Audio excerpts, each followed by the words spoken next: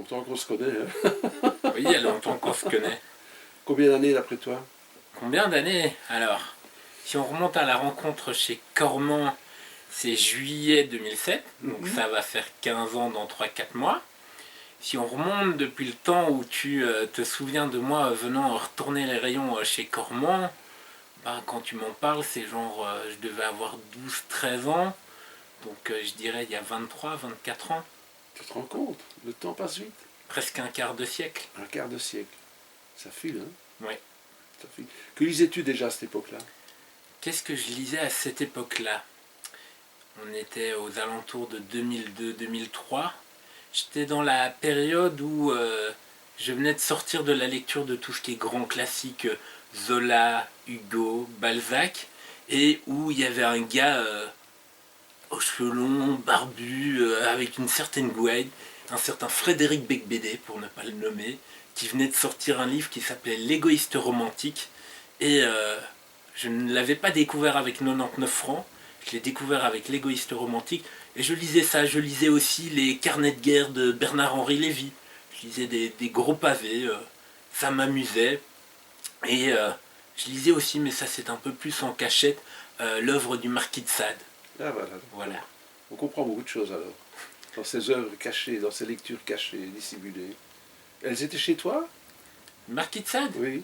Oui, c'était chez moi, je les trouvais, ça a toujours été étrangement, ça se trouvait en bibliothèque communale à l'époque. Ah d'accord, mais pas dans la bibliothèque paternelle, quoi. Ah non, c'était pas, non, c'était pas dans la bibliothèque paternelle et c'était avant la grosse arrivée des e-books et surtout de tous ces livres qui sont dans le droit public. Et aujourd'hui, je vais dire, n'importe quel adolescent ou non-adolescent qui veut trouver le Marquis de Sade, il ouvre Google, il tape le Marquis de Sade sur Google Books ou autre, et il a le texte. Donc là, il y avait encore le petit sentiment de « Ah, j'ai réussi à le trouver, je l'ai ramené dans mon sac, je le cache sous mon matelas, je le lis le soir quand les parents semblent dormir, je le remets sous mon matelas, je n'oublie pas le jour où la femme de ménage vient de l'emmener avec moi dans le cartable pour qu'elle ne puisse pas le trouver. » Donc voilà, il y avait ce côté-là aussi, un peu lecture interdite. Ah d'accord, ça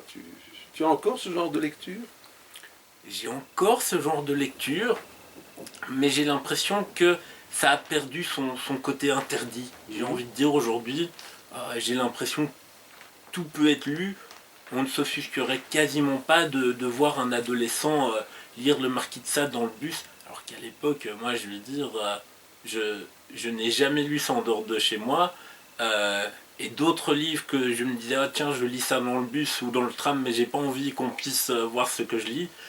J'ai récupéré, je les ai d'ailleurs toutes gardées, les jaquettes de chez Cormand. Et je réemballais des livres que je n'avais pas spécialement achetés chez Cormand avec ces jaquettes, histoire que ça garde son côté caché, secret. Et j'aime bien encore cette idée-là de me dire que on pourrait parfois être dans le tram et lire quelque chose sans spécialement afficher la couverture. D'accord. Mais tout ce cirque, tout ce cinéma que tu fais autour de ces livres cachés, c'est un côté maniaque chez toi aussi, ça.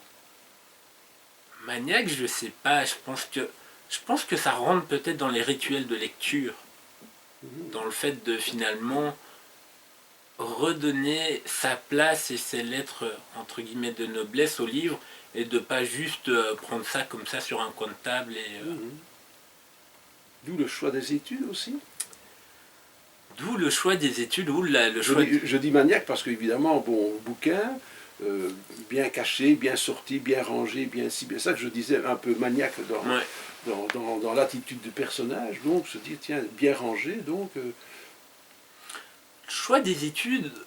Bibliothécaire documentaliste n'était pas mon premier choix, c'est une espèce d'histoire de rebond ou de porte qui se ferme et où tu prends celle qui s'est ouverte de l'autre côté du palier, puisque à la sortie de mes secondaires, mon seul et unique rêve, c'était d'être cinéaste. Je me voyais cinéaste pendant les 5-6 ans, je me souviens, j'ai acheté une caméra à l'époque où ça faisait encore la taille d'une boîte à chaussures, et pendant pendant 3-4 ans de ma vie, j'ai vécu quasiment à travers l'œilleton. C'était pas ces écrans qu'ont La mienne, c'était le tout premier modèle où tu pouvais ouvrir l'écran. Et moi, j'étais là avec l'œil calé dans l'œilleton.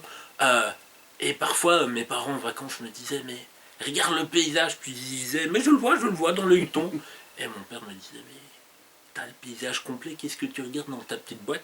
Et donc, l'envie de faire du cinéma, concours d'entrée de l'INSAS, grande école de réalisation cinématographique, pas loin, à côté du Palais Royal. Et puis, c'est cette espèce de fête de Barnum, t'appelles ça comme tu veux, où t'as, sans exagérer, 500 personnes au premier tour dans l'auditoire Paul-Émile Janson à l'ULB. Et pour la section réalisation, ils vont en garder peut-être 8, 9, gros maximum. Alors, concours d'entrée, plusieurs tours. Et puis, relativement vers la fin, ce qui donnait à peu près en timing aux alentours du 8-10 septembre, bim bardaf, exclusion du concours, parce que ça ne leur avait pas, enfin, je ne les avais pas convaincus. Et donc là se pose la question, bah tiens, qu'est-ce qu'on fait? Moi, dans ma vie, j'avais deux plans, c'était faire des films ou écrire des livres. Ce qui en gros revenait au même, puisque c'était raconter quelque chose, transmettre une émotion. Et la rentrée universitaire ou haute école, c'est aux alentours de la mi-septembre. Donc il me reste 5 jours pour trouver la voie de sortie de la prairie enlisée. Et là, moi je sais pas ce que je veux faire. Alors tu sais, je vais au truc qui conseille les étudiants là au CIEP. Et puis on me dit, monsieur, qu'est-ce que vous voulez faire? Je dis, je sais pas, à part raconter des histoires. Monsieur, enfin jeune homme, qu'est-ce que vous avez fait comme études durant vos secondaires? Et là, je dis, oula, si on part là-dessus, on n'est pas rentré. J'ai fait une année de couture. Donc, je me trimballe encore aujourd'hui avec une trousse de toilette que j'ai cousue de mes petites mains sur une machine, etc. Après ça, j'ai fait une année de biotechnique. Je m'amusais à tremper des céleri blancs dans des pots d'encre rouge pour voir combien de temps ça mettait à colorer, etc. À aller au parc Tournai-Solvay à Watermal-Boisfort. Comme quoi, tu vois, parfois tu arrives dans un lieu et tu ne sais pas que ça va avoir une importance plus tard dans ta vie. Aller découper au scalpel des petites feuilles, des machins, faire des boutures et compagnie. J'ai fait une année d'art d'expression. Donc comédie, machin, jouer sur scène, spectacle sur Brassens, etc. Et puis, j'ai fait 2-3 ans de sciences sociales, mais alors tu sais, c'était aussi bien pour faire éducateur dans les homes pour enfants ou dans les maisons de repos, que de faire périculteur. J'ai fait un stage dans une école maternelle. Donc là, si tu veux, je me trouve avec la somme de tous ces trucs-là. Et on me dit, mais là-dedans, qu'est-ce qui vous intéresse? Puis je dis, là-dedans, moi, ce qui m'intéresse finalement, c'est le côté création, parce que quand tu couds, tu crées. C'est le côté un peu expérimentation, parce que quand tu fous ton céleri blanc dans ton machin rouge, c'est encore de l'expérimentation. C'est le côté raconter des choses, être un peu... je suis plutôt extraverti que introverti, donc ça c'est le côté comédien. Et puis le côté social. Et là le côté social, c'est oui, c'est rencontrer les gens, comprendre les gens. Et finalement, alors malheureusement dans les salons du livre c'est pas toujours possible, mais dans le tracé d'écrivain il y a ça aussi. C'est parce qu'on voit des choses se faire sous nos yeux qu'on se dit mais tiens un jour je vais écrire un livre là-dessus. Et donc revient quand même l'objet livre. À cette époque-là il y en a déjà partout dans ma chambre dans tous les sens. Et là je dis en fait... Ah, tu n'es pas maniaque du rangement alors. Alors maniaque du rangement, c'est venu avec les études de bibliothécaire vraiment. Et là je dis tiens, moi je ferais bien libraire. Et là qu'est-ce qui se passe? Pour faire libraire, il n'y a pas... Alors en France, il y a des études vraiment qui préparent au métier de libraire. En Belgique, c'est pas le cas. Donc soit on me dit, vous faites philosophie, les romanes, lettres modernes, et tu as tout le cheminement lié au livre, à l'écrit, soit tu fais basiquement des études de gestion et d'économie, que ce soit compta ou management, etc. Et alors là, tu as le côté pour gérer la structure, économiquement parlant, savoir comment faire rentrer de l'argent, etc., les stocks et compagnie, mais tu n'as peut-être pas le côté de littérature. Et dans ces deux choses-là, j'étais pas convaincu. Et donc, c'est ouvert une autre porte qui était les études de bibliothécaire documentaliste. Ça se faisait rue de l'Abbaye à Excel.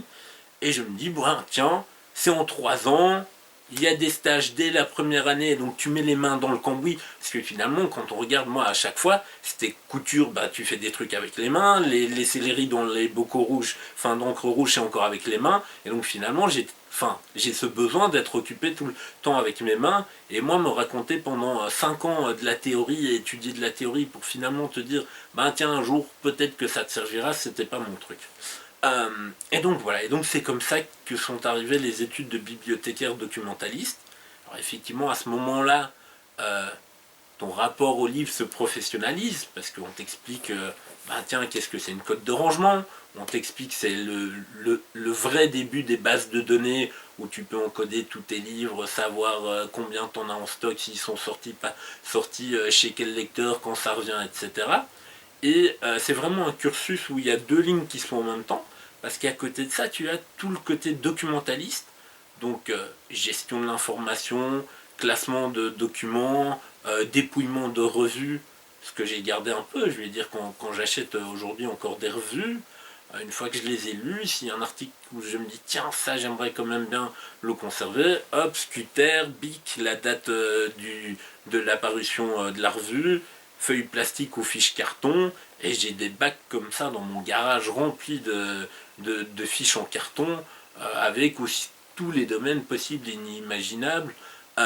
Et donc voilà, et donc les deux choses se font en même temps, et puis je sors des études il y a à peu près tout juste 10 ans, et bon ben là c'est le marché du travail, et je trouve relativement vite, je trouve voilà finalement bibliothécaire à Watermal-Boisfort, et c'est là que commence le chemin de bibliothécaire avec la première décennie qui vient de s'achever. C'est là qu'on s'est rencontrés quelques années avant, c'est quand tu venais faire un show pas possible, pour faire découvrir alors à ton jeune frère la littérature. Parle-moi un peu de cette belle époque. C'est une époque où c'est la belle époque dans le sens où quand je venais chez Cormand, ce qui est important de se rendre compte, c'est que pour moi c'était la librairie des vacances. Donc il y a un peu ce petit côté aussi Madeleine de Proust, et je suis toujours triste quand je retourne là-bas de me dire que le Capharnaüm, la caverne à Ali Baba de mon enfance n'existe plus. Et en fait, c'est un peu une réalité d'aujourd'hui. C'est que je repense aussi une librairie. Alors, elle est toujours bien aujourd'hui, mais pour ceux qui ont connu la version d'avant 2010, je pense à une librairie comme Candide avec Axel Marc, qui ont rentré là, il y avait des piles dans tous les sens, etc. Mais le gars, en une fraction de seconde, tu lui demandais tel bouquin, il soulevait des piles, il bougeait, il faisait voilà. Et donc, les venues chez Cormand, c'est des après-midi de vacances ou des matinées où tout le monde va au mini-golf, au tennis, à la plage, bouffer des moules à verre en Zélande, etc. Et moi, c'est de dire à mon frère, viens, viens, viens, on va chez Cormand, on vient d'arriver, la voiture est à peine garée, que je suis, viens, viens, on va chez Cormand, on verra mamie après. Et c'est arriver et c'est voir qu'est-ce qu'il y a de neuf dans la librairie. Et c'est effectivement lui dire, ben tiens, ça c'est un chouette écrivain, mon frère a 5 ans de moins que moi, tiens, ça c'est un chouette écrivain, un jour il faudrait que tu lises. Et puis lui avait déjà une série de thématiques qui lui tenaient à cœur, et de me dire, ah ben tiens, ça tu connais pas, ah non, je connais pas. Et voilà, et donc c'est vraiment le partage, hein. Et c'est toujours ça aujourd'hui de pouvoir rencontrer quelqu'un et lui dire, tiens, je viens de terminer un livre, il est vraiment chouette, je pense que au vu de ce que tu lis, etc., ça devrait te plaire. Ah bon, oui, machin. Ah bah je vais venir le chercher à la bibliothèque ou je vais aller l'acheter. Et donc c'est vraiment l'idée du partage, hein. Alors dans les pas de Barognan, qui lui dans les années 60 a fait un job chez Cormand, tu sollicites un emploi chez Cormand pendant les grandes vacances. Alors, je passe un jour au mois de mai, c'est en 2007. Je viens faire une petite journée à la mer, et chaque fois que je suis venu à Knock, je ne suis jamais reparti sans passer par chez Cormand. Et j'arrive chez Cormand, j'achète certainement 2-3 livres ce jour-là, Et puis au moment de payer, sur le comptoir, je vois toujours ce comptoir près de la porte, là en bois noir avec des clairs, je vois une affiche cherchons étudiants pour le mois de juillet. Je demande à l'époque, je pense que c'était Philippe Van Game au comptoir, et je lui dis ah, vous cherchez un étudiant? Oui, oui, on cherche un étudiant. Ah ben ça m'intéresse, je suis en première année de bibliothécaire documentaliste. J'explique un peu, je dis bah n'hésitez pas, vous m'envoyez quand même un CV, une petite lettre de motivation, comme ça j'ai trace de votre candidature. J'envoie ça, le mois de mai passe, je rentre en session d'examen, et puis à peu près mi-juin, un jour, dans mon jardin, Philippe Van Game m'appelle, bonjour, librairie Cormand, voilà, on a regardé toutes les candidatures, etc. La vôtre nous intéresse énormément. Est-ce que vous êtes toujours disponible pour le faire? Oui. Est-ce que ça vous emballe toujours? Oui. Et c'est comme ça en fait que j'arrive fin juin, signer mon contrat chez Cormand. Alors la première année, je travaille, je commence à peu près aux alentours du 10-15 juillet. Je travaille 3 semaines de 5 jours, cours dans tous les sens. La deuxième année, je fais quasiment tout l'été. Mais là, on s'est rendu compte qu'en fait, je suis beaucoup plus utile du mercredi au vendredi. Et donc, je coupe mes semaines entre une partie Bruxelles et une partie Knock. Et le troisième été, parce qu'on fait jamais deux sans trois, c'était un mix des deux. Et donc voilà, et donc c'est effectivement comme ça qu'est rentré Cormand. Et en fait, je suis resté chez Cormand jusqu'à peu près la fin. Je suis parti un an avant la fin de mes études, parce qu'il y allait avoir le travail de fin d'études, etc. Et j'avais dit là, ça risque d'être un peu compliqué. Et puis je l'ai fait 3 ans. J'ai envie d'un peu souffler, faire d'autres choses et laisser la possibilité aussi. C'était vraiment.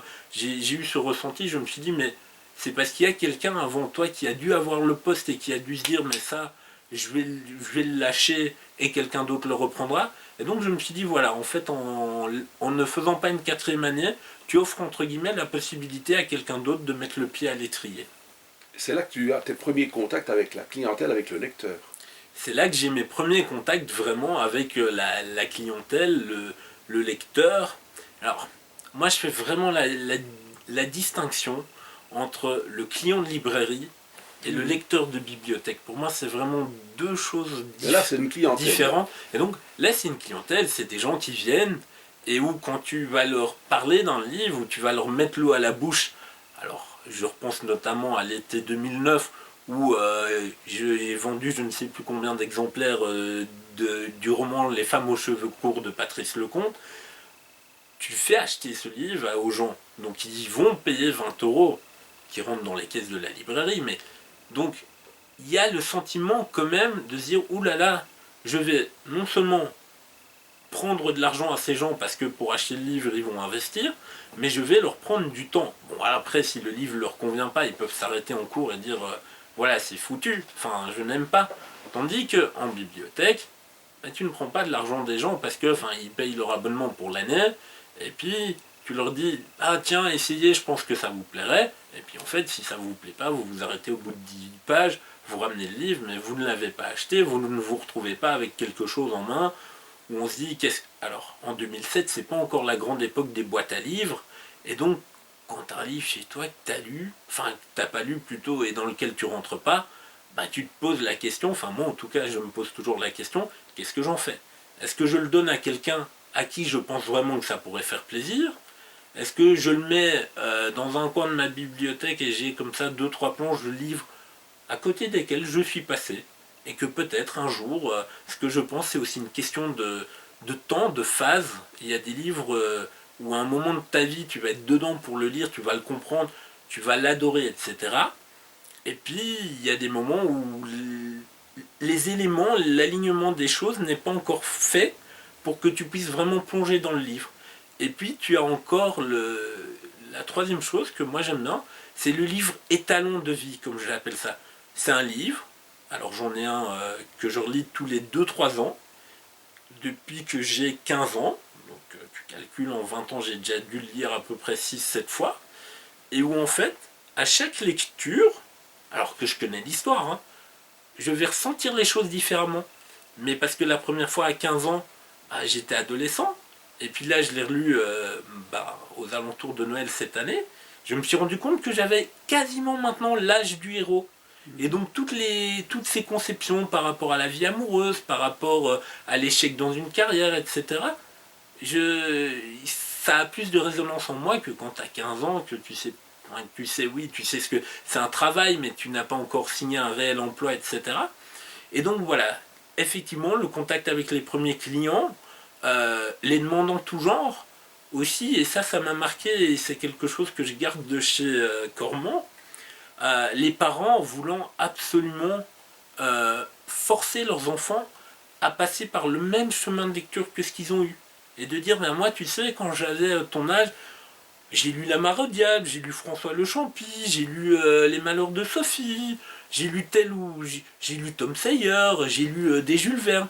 Et voulant absolument que leur enfant découvre ces choses-là, mais en n'étant peut-être pas en capacité d'entendre que l'enfant n'est pas encore prêt à ça, où il a déjà un caractère qui va l'emmener vers d'autres choses. Et où les parents disent, ah non, mais ça c'est, par exemple, les mangas. Ah oui, non, mais ça c'est pas de la vraie lecture. Bah si, c'est un livre, c'est du papier, c'est du texte, il y a de l'image, c'est de la vraie lecture. Donc il y a un travail de communication avec le lecteur ou avec le client à faire avant. Oui. Il y a une conversation à tenir. Bien sûr, il y a une conversation à tenir. Alors, que ça soit client ou lecteur, une des chances et une des beautés des deux métiers, c'est qu'il y a une relation qui se tisse aussi.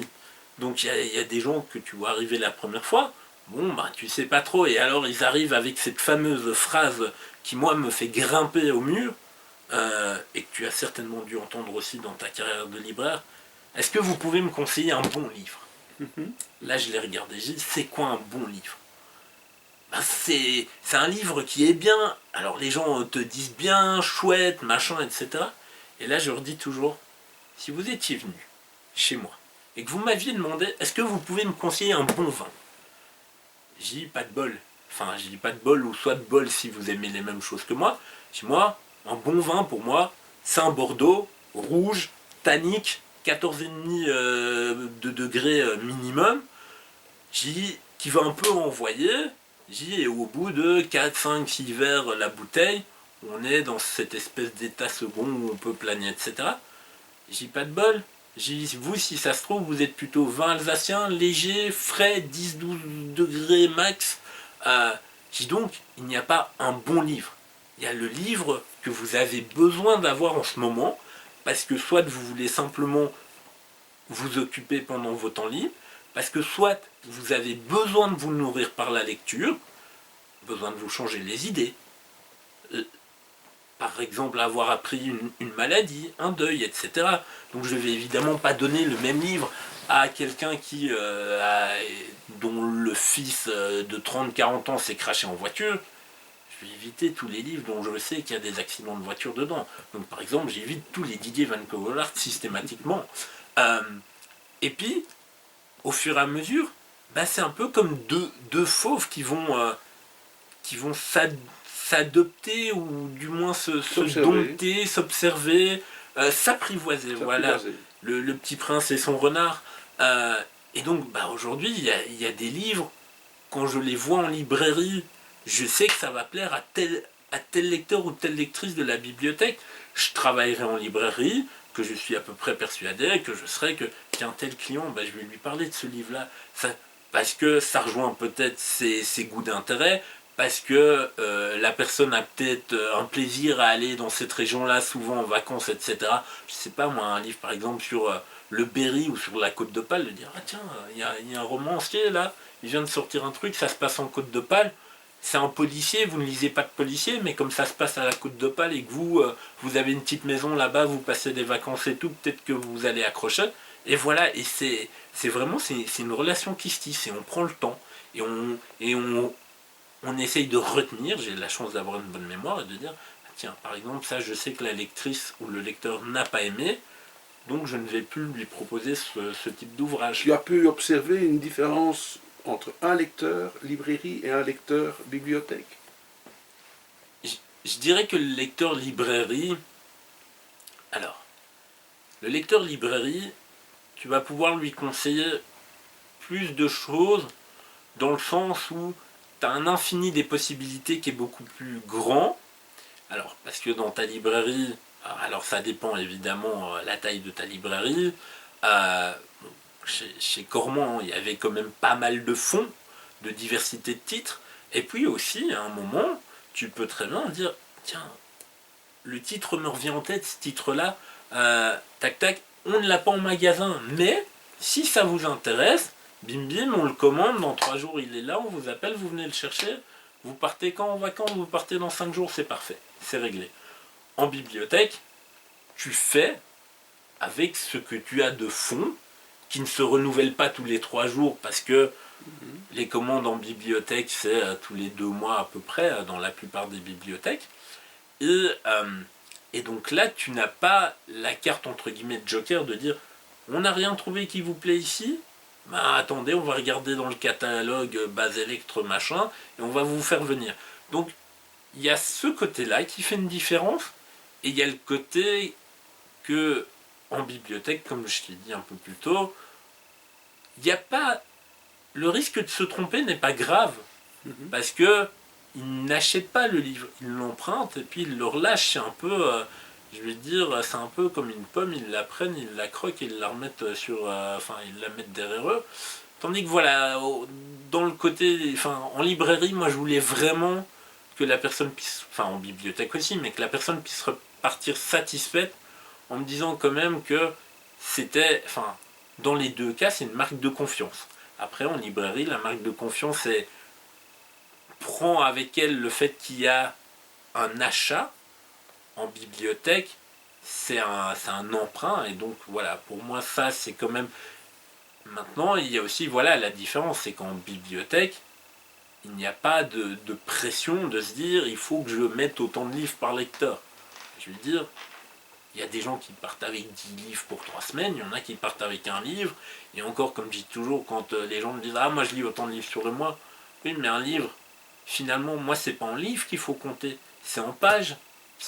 La dame qui va venir chercher le premier volume de la recherche ou Autant n'emporte le vent, ouais, mais c'est pas la même chose que la personne qui va venir chercher, pour ne pas la citer, le dernier roman d'Amélie Nothomb. C'est exactement à ça que je pensais.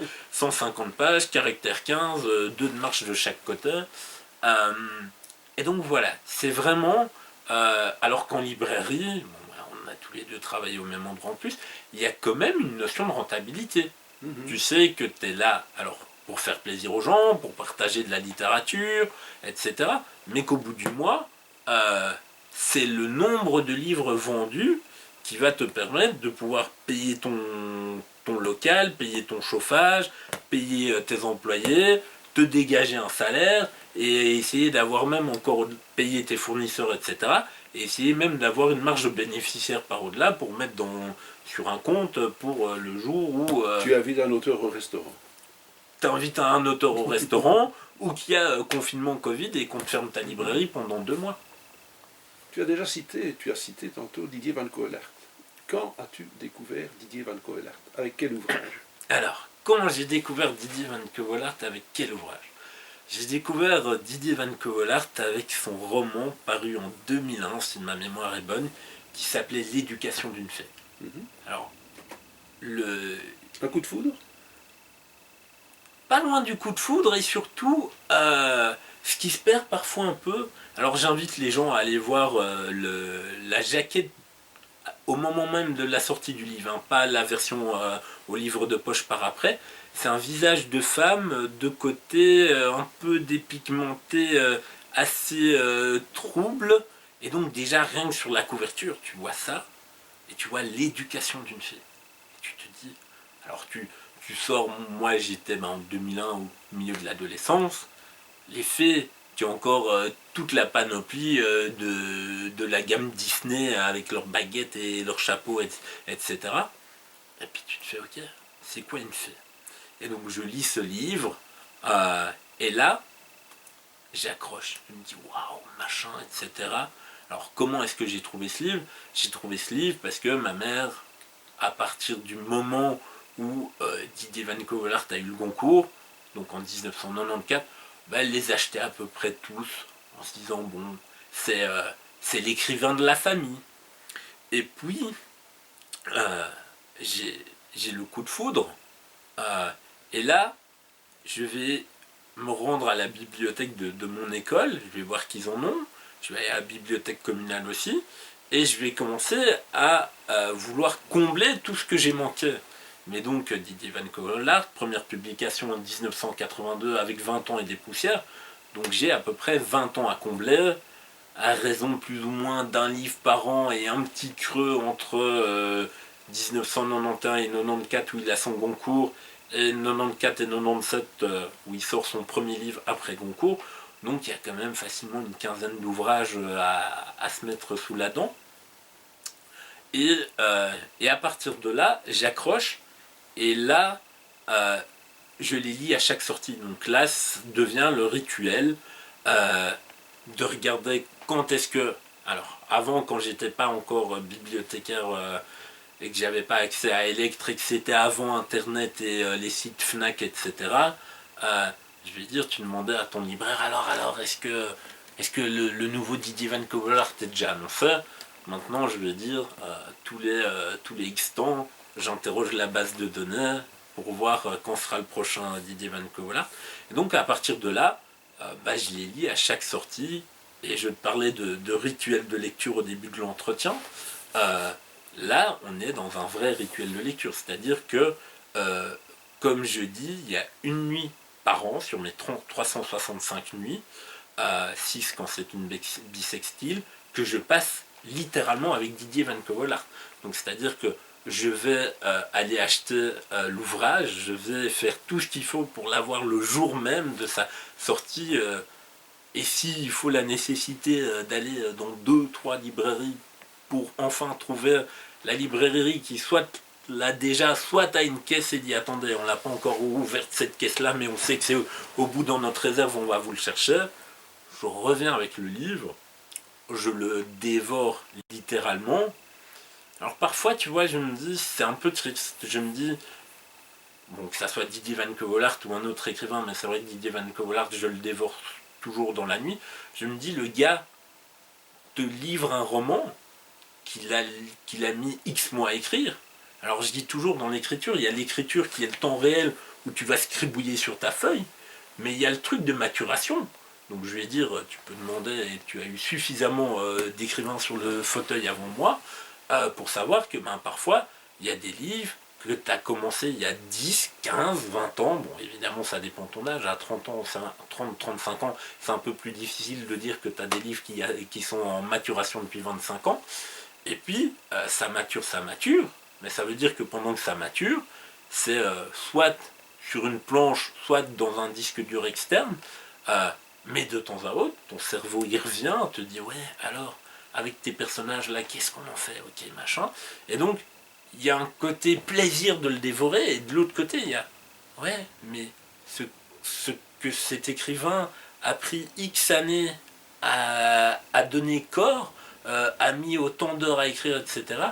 Toi, tu vas tu vas le renverser comme ça dans ta bouche, faire glou glou glou, et flotte. Bouteille d'or, un peu comme ces cyclistes au Tour de France qui boivent leur bidon et puis le jettent dans la foule. Et donc voilà, et donc il va y avoir une lecture en deux temps. Il va y avoir une première lecture où c'est vraiment savoir tout ce qu'il y a dans le livre. Tiens, est-ce qu'il y a ces éléments récurrents, comment ça se passe, etc. Et savoir la fin. Et puis, c'est généralement dans la quinzaine de jours qui vont suivre, là il y a la seconde lecture. Et là, on prend vraiment le temps. On rouvre le livre, on essaye d'effacer de sa tête ce qu'on a lu, et on prend le temps. Et on lit vraiment là, avec un plaisir différent de la première fois, et surtout on se laisse le temps. On se dit, bon ok, j'ai lu 30, 40 pages, bon les Didier Van Cauwelaert, ça varie entre 250 et 450 pages, et voilà, et on laisse reposer, et on essaye de pouvoir se dire, tiens, qu'est-ce qui va se passer, qu'est-ce que tu ressens par rapport à ce personnage, etc. Et donc là, voilà, c'est une lecture vraiment en deux temps. Donc tu es imprégné de Didier Van Cauwelaert. Quand est-ce que lui va découvrir François-Xavier Van Cauwelaert? Alors ça, c'est la grande question, c'est... Une rencontre en librairie, à la foire du livre? Ah oui, sur ce côté-là. Alors là, la rencontre avec Didier Van Covoolaert, alors bon, les gens qui nous regardent, les gens qui nous connaissent, se sont peut-être déjà posé la question à ce stade-ci, de se dire, ben, tiens, François-Xavier Van Collaert, C-A-U-L-A-E-R-T, Didier Van Covoolaert, C-A-U-W-E-L-A-E-R-T, où se trouve le lien de famille, est-ce qu'il y a un lien, est-ce que c'est un faux homonyme, etc. Et donc, pour répondre à la question, donc, on est cousins lointains, c'est-à-dire que 8 générations au-dessus de moi, on a un couple qui va faire plusieurs enfants, dont 2 fils. Didier descend d'un de ces fils-là, moi je descends de l'autre. Et donc la première rencontre vraiment avec Didier Van Covoolaert, ça a lieu sur les terres de la famille Van Covoolaert, dans le Pajottenland, aux portes de Bruxelles, côté Lénique, Saint-Quentin, Beuzingen, etc. Et c'est un mois de septembre, j'ai à cette époque-là 18 ans, et c'est ce qu'on appelle une cousinade, donc il faut s'imaginer plusieurs centaines de personnes dans une belle propriété, en train de boire du mousseux ou des bulles, enfin, de se retrouver, de se découvrir, etc. Et puis, là, au milieu de tout ça, Didier Van Covoolaert en personne est là, et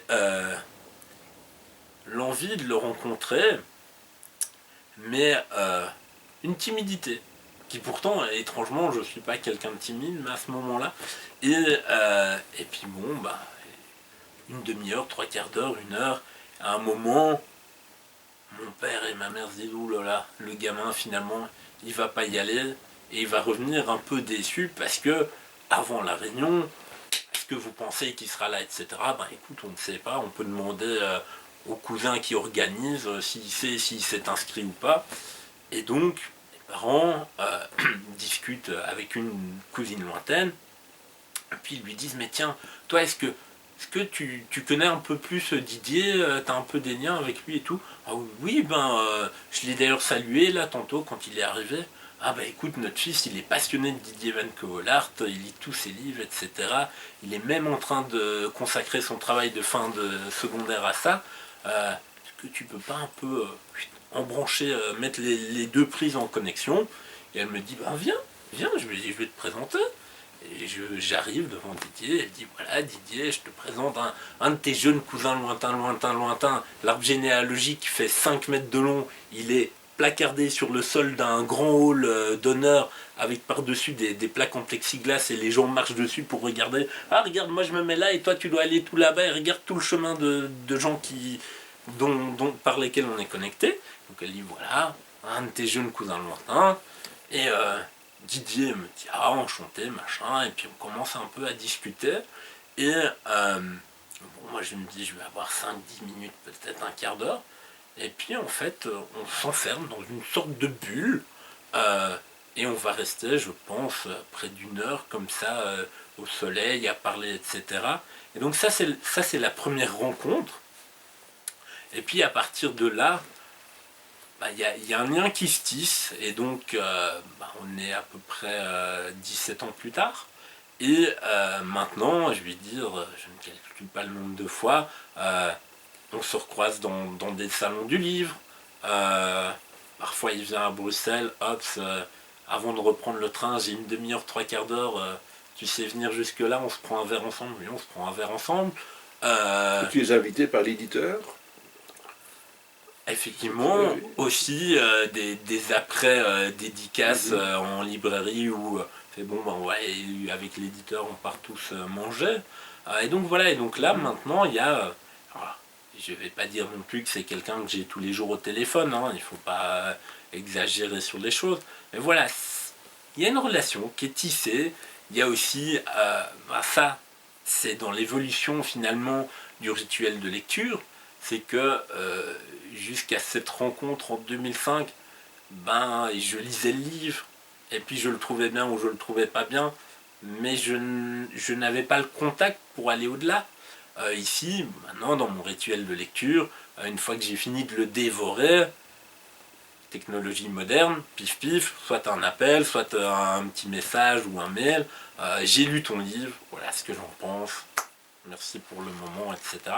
Donc voilà, c'est comme ça que ça s'est noué. Ça t'a donné le goût à l'écriture? De voir un petit peu tout ce cheminement littéraire que tu as vécu grâce à ce lointain cousin, entre guillemets, que tu as découvert?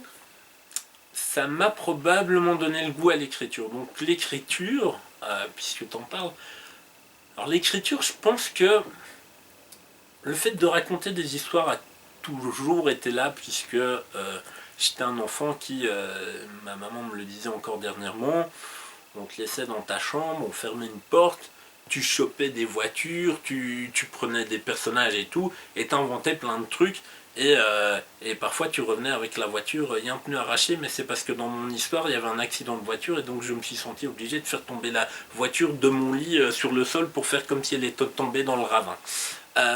Et donc, il y a l'idée de raconter des histoires. Alors, je pense que, comme beaucoup d'écrivains, il y a, dans mon souvenir, et justement c'est encore à Knock, le souvenir d'avoir commencé à écrire quelque chose. Je situe ça entre 8 et 10 ans. Ça doit faire vaguement, je dirais, 10 feuillets à 5. Enfin, j'avais pris des A4 que j'avais pliés, que j'avais agrafés pour commencer à écrire comme si c'était déjà un petit livret que j'allais pouvoir donner après. Je suis partagé entre le fait qu'il soit perdu et que je ne pourrai jamais le retrouver, et le fait de me dire qu'en fait ça n'existe plus et que je ne peux plus aller relire ça et voir ce que ça vaut. Et puis donc il y a un peu de chipotage, toujours l'envie de raconter des histoires. Et puis en fait vers 10 ans je commence suite à un projet à l'école en 5e primaire, je commence des cours de déclamation, diction à l'académie, parce que notre prof de 5e primaire avait voulu nous faire un spectacle sur les textes de... Allez, le grand humoriste Raymond DeVos. Ouais, c'est ça. Et donc voilà, et donc moi je m'étais dit, mais c'est génial, en fait, tu peux monter sur scène, tu balances des trucs, les gens rigolent, ils viennent te voir à la sortie.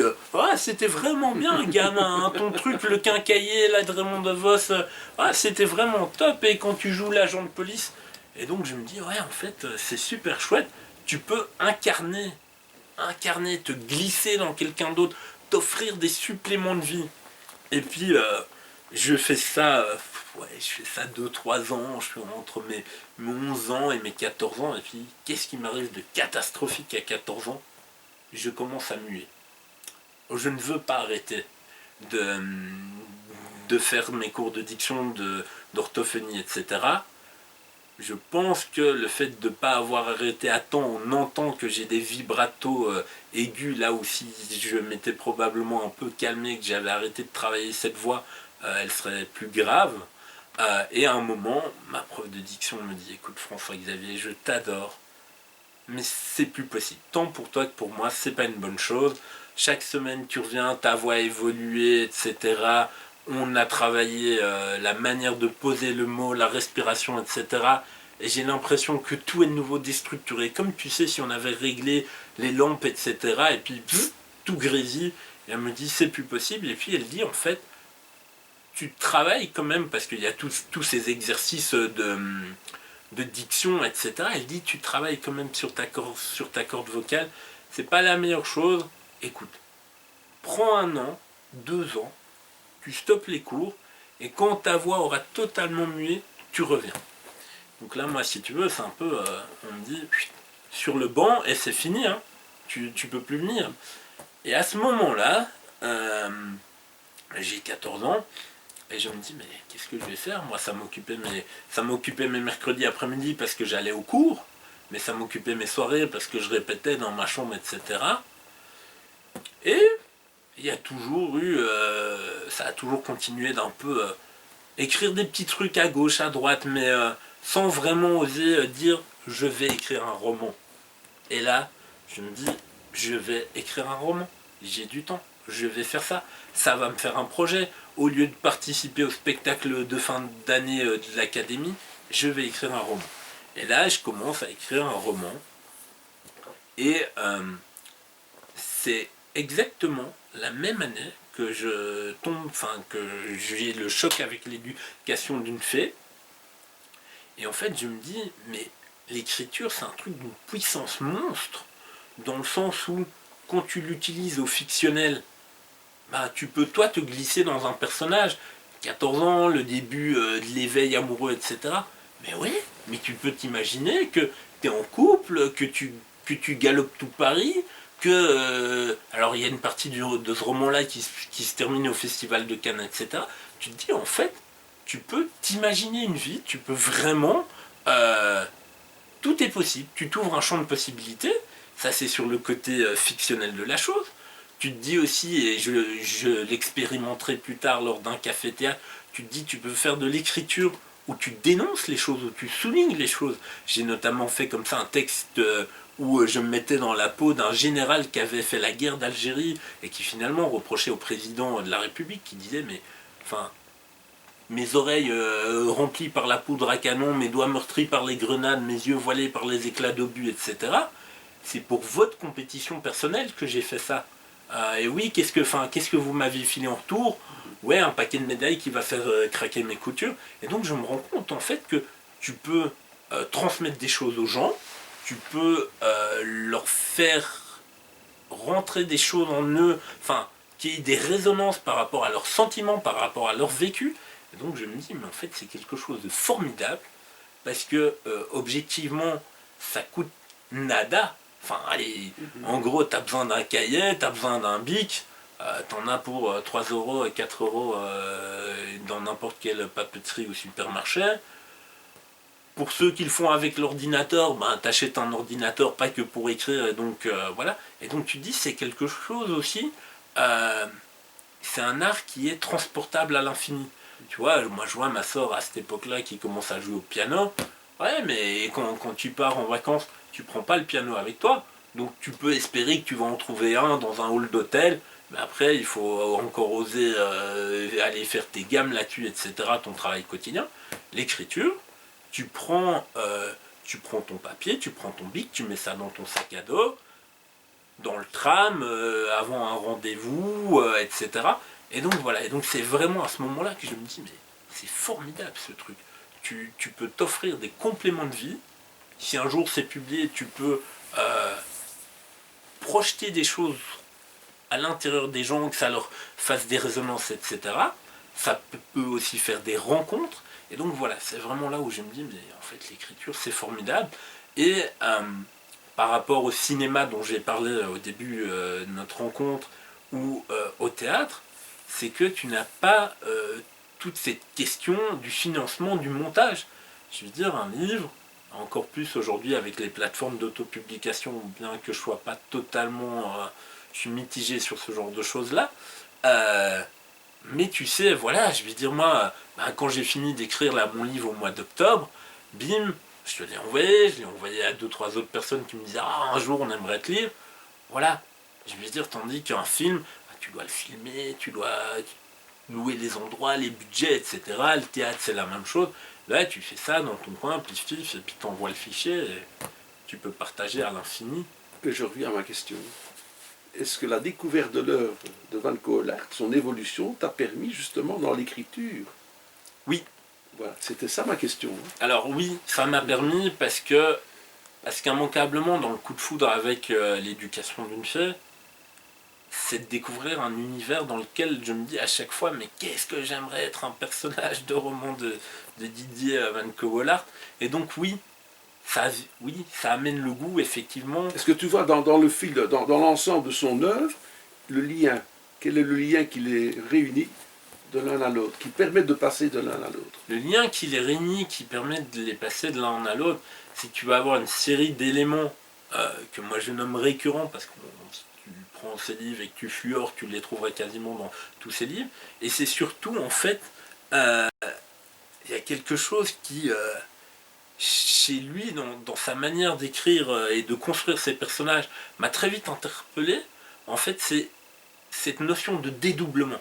Donc, quand tu vas regarder, c'est souvent chez ces héros, donc chez ces personnages masculins, chacun de ces personnages va avoir une première identité qui est-ce qu'il est à la ville, et puis il y a une sorte de dédoublement.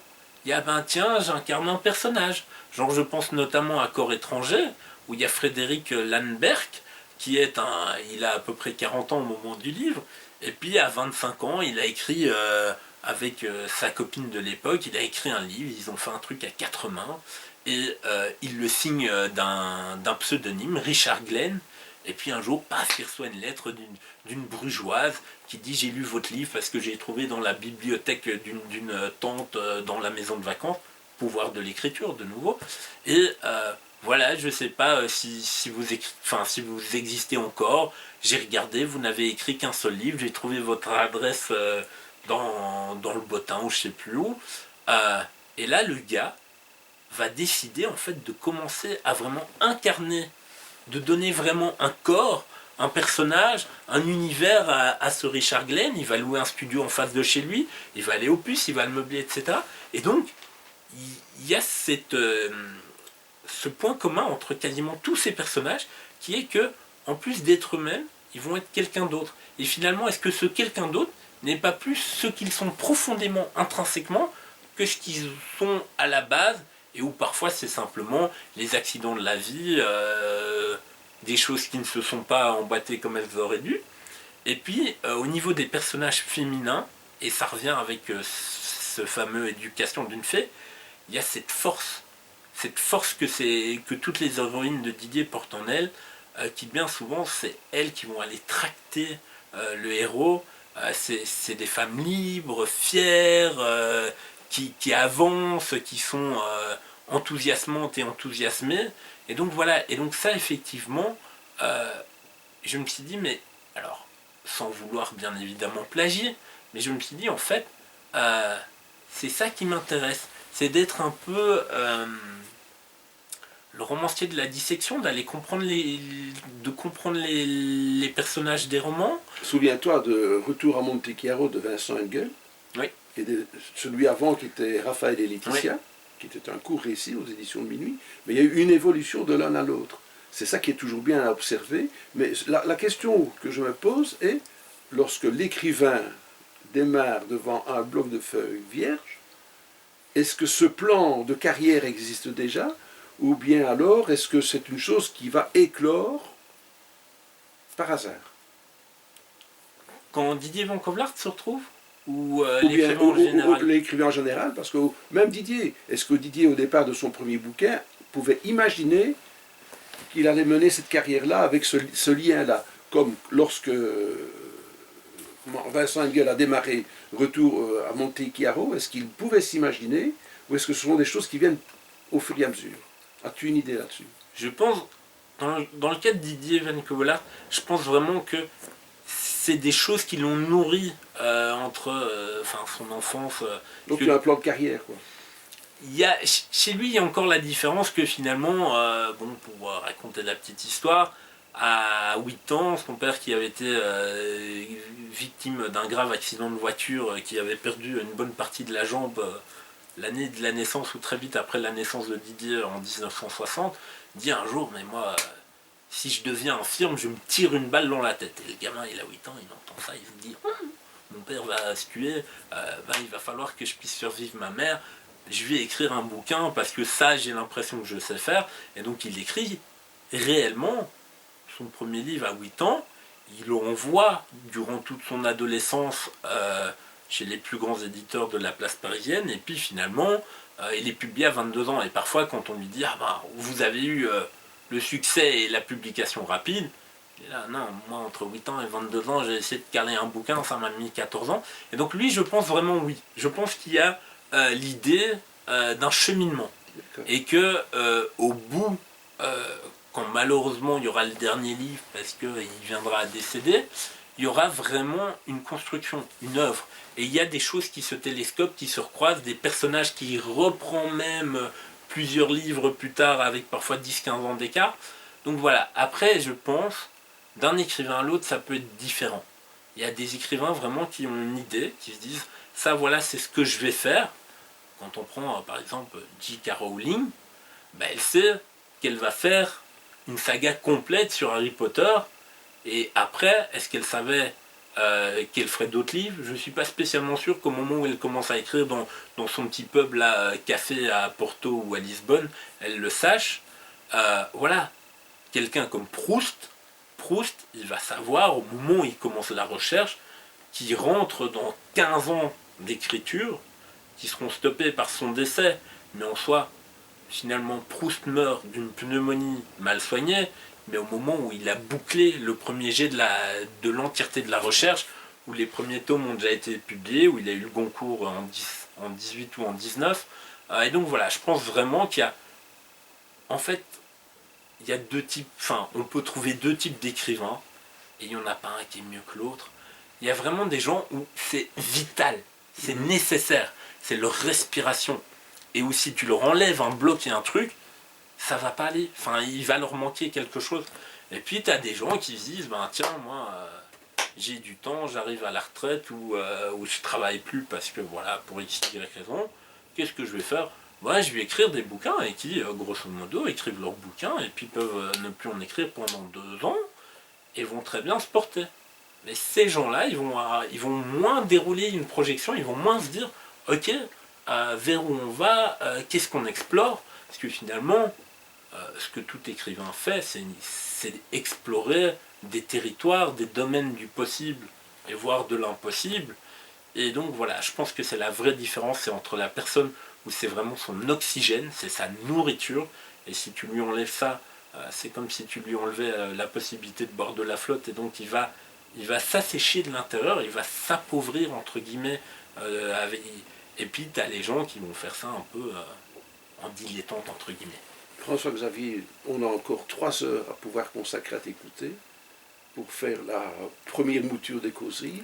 Et puis encore 3 heures supplémentaires. Je pense qu'on va en rester là aujourd'hui. Ok, merci beaucoup Willy. Parce qu'il y a tellement de choses à découvrir dans le personnage que tu es, qu'il y aura sûrement une deuxième, une troisième causerie et une quatrième qui sera consacrée exclusivement à Van Coelart. Merci beaucoup. Merci beaucoup d'être venu.